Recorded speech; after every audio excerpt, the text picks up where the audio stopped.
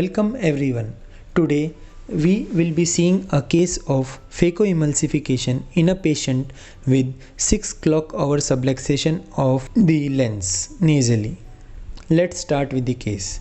We start the case by making a side port at 3 o'clock position and 9 o'clock position with a 15-degree side port. Next, after making the side port, we will proceed with injection of the air bubble followed by tryptan blue dye followed by hydro wash for the routine staining of the anterior capsule. Viscoelastic substance is injected to remove the air bubble and formation of the anterior chamber also for the capsular axis. Now insertion of the iris repositor through one side port and 26 gauge cystitome through the other side port is done for the anterior capsular axis over the lens. The capsular axis is being started with the 26 gauge cystitome.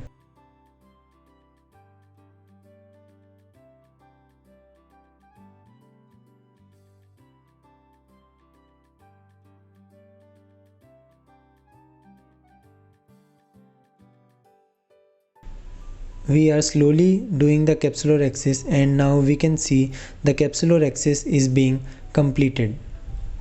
Now after doing the capsular axis over the lens, a very small capsular axis is done over the lens. Now a main port entry with 2.2 mm keratome is done in the anterior chamber. Now the surgical plan was to use the capsular supporting hooks to stretch the anterior capsule, which will bring the lens into the center, and then we can easily proceed with the case.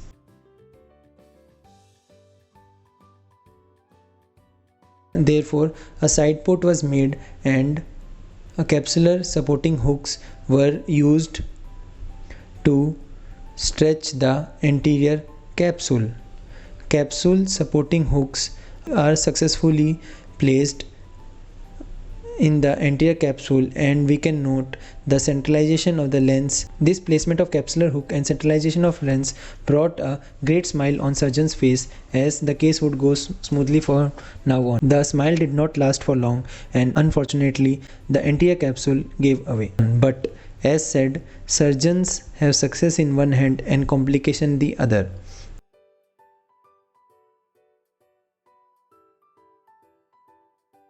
Again, we tried to place the capsular supporting hooks in the anterior capsule but was not successful. So now we decided to proceed without any capsular support device.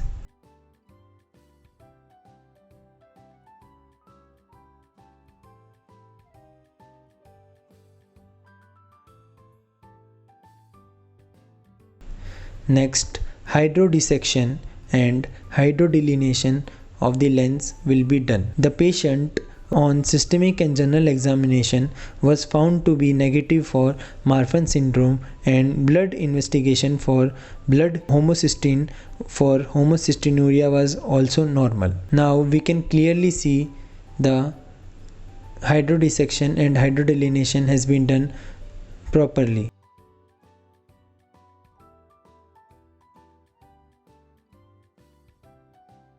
Now chopper through the side port and phaco probe of ortolipherous phaco is inserted through the main port used for phacoemulsification of the cataractous lens.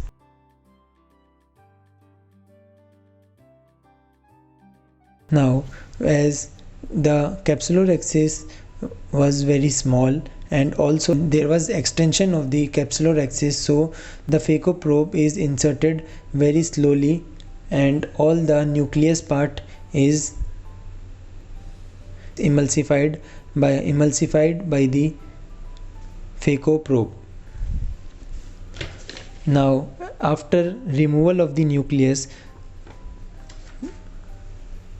we use the 23 gauge Synco to aspirate the remaining cortex. We don't use irrigation and aspiration as the anterior capsular axis was not as we desired. Now, after completing the aspiration of the cortex, visco is injected to maintain the anterior chamber.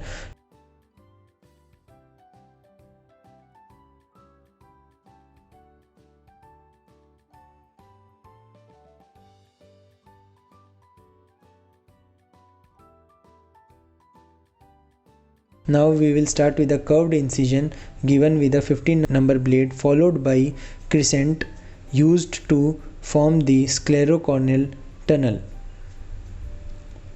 The sclerocorneal tunnel is made along with forming the pockets properly.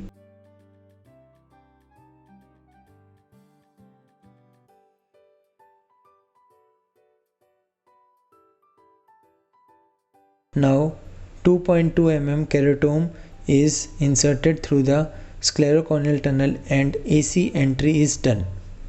After doing the AC entry, PMMA is placed inside the bag. The lens is well placed in the bag and the lens is dialed with the dialer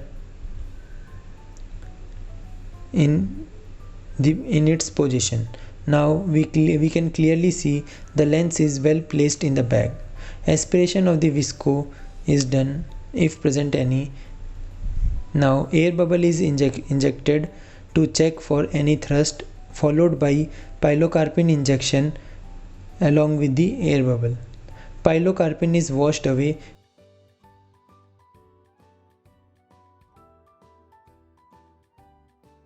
We can clearly see the regular pupil with well formed AC and no leakage from the tunnel side. Now routine closure of the wound is done by hydration of the side port and the main port.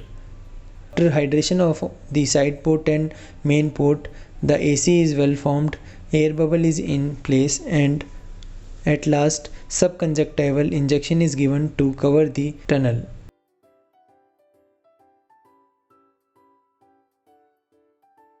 Thank you.